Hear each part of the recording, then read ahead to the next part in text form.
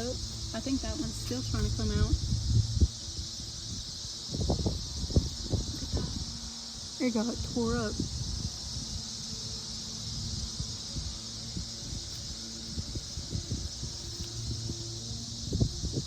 So some of them just hatch dark and some of them hatch white.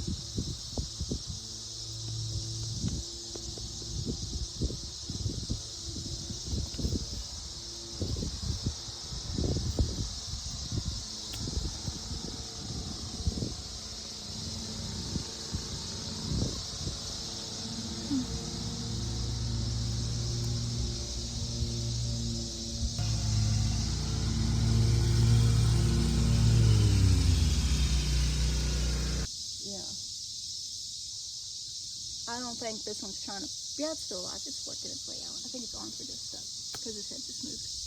This one died.